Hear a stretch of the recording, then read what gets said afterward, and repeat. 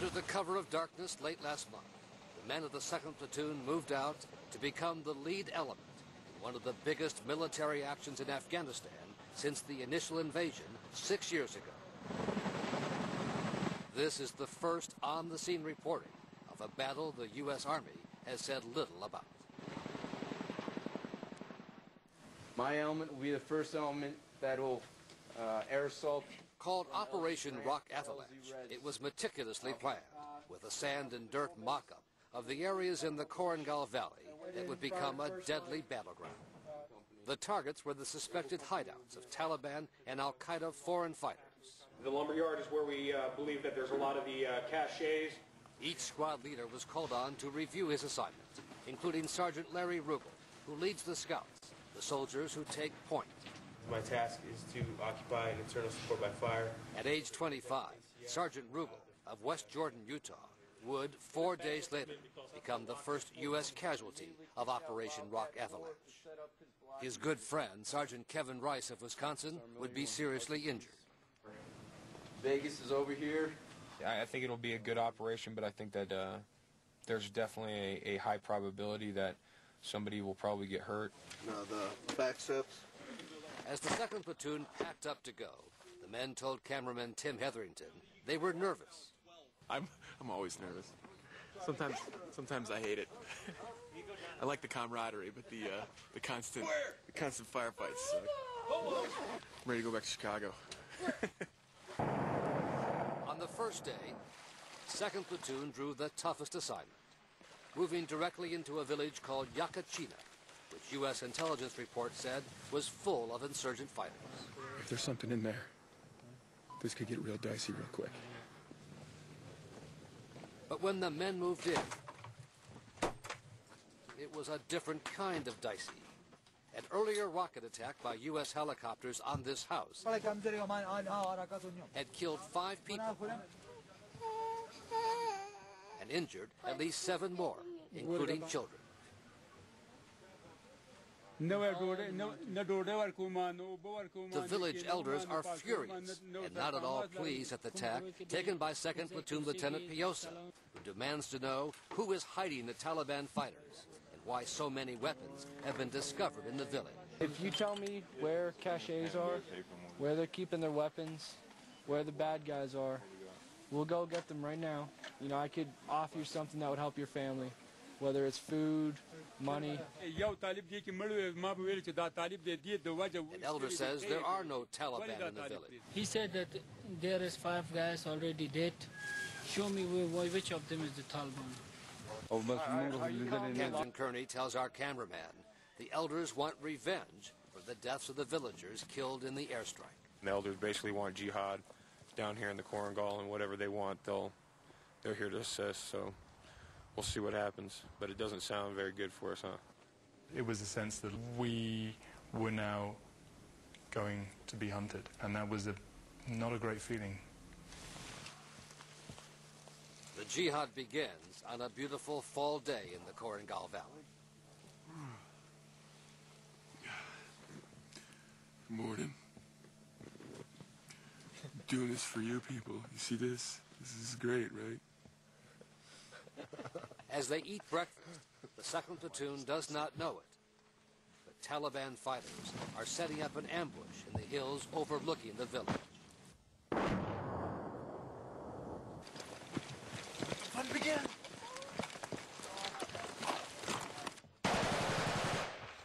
There's chaos as the shooting begins and the adrenaline flows. I'm the wrong one to play with. This is what we get paid to do. This is it right here.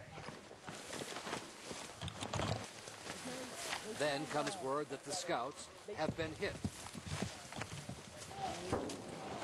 Under fire, the men, with our cameraman right with them, rushed to the scene. And we ran up to the ridge expecting there to be fighting, and instead we came across the scene of the scouts and of part of 2nd Platoon that had suffered casualties. A grim discovery. Who's over there? Who's over there? Oh my God. I saw that Sergeant Rugel had been shot, and I saw there was just pandemonium. calm down. There's still guys out here, okay? There's still enemies. Alright? It's alright, still alive, dude. It was a really awful sight, very hard sight to digest, where men were in such a state of shock. You know, I think I was in a state of shock too. Hey, they took fire from right over here. Okay? Two friends, Sergeant Rugel on the left, Sergeant Rice on the right, had both been shot. There's nothing we can do, bro. There's nothing we can do. They got surprised and Rugel was shot. Yeah, he was killed instantaneously. Rice was shot through the stomach and he managed to walk out of there. It was Rice's third Purple Heart. Commanders moved quickly to get their men back into the battle. Push back till we got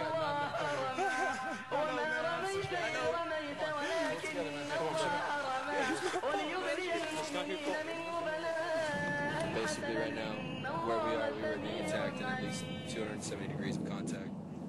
Taking contact from the west, south, and the east.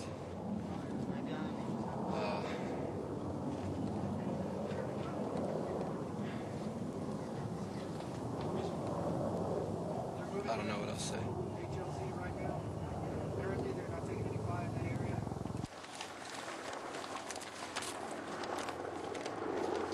In war, there is no time to grieve.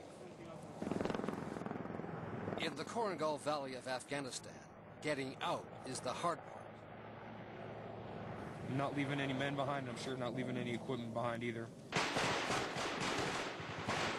There would be another ambush and another. 2251, 2255. If we got 810s, I want gun runs from east to west coming in, okay? And more death. So the men of the 173rd Airborne Battle Company could reach safety.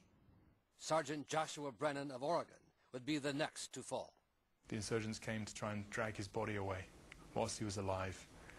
And a medic nearby Mendoza ran up and tried to save him. Specialist Hugo Mendoza of Arizona, a medic known to his men as Doc, was shot dead as he kept the Taliban from taking Brennan alive. Brennan was taken out by helicopter later, but died of his wounds.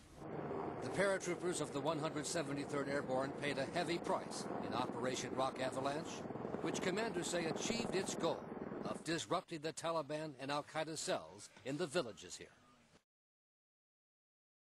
إن الذين كفروا ينفقون أموالهم ليصدوا عن سبيل الله فسينفقونها ثم تكون عليهم حسرة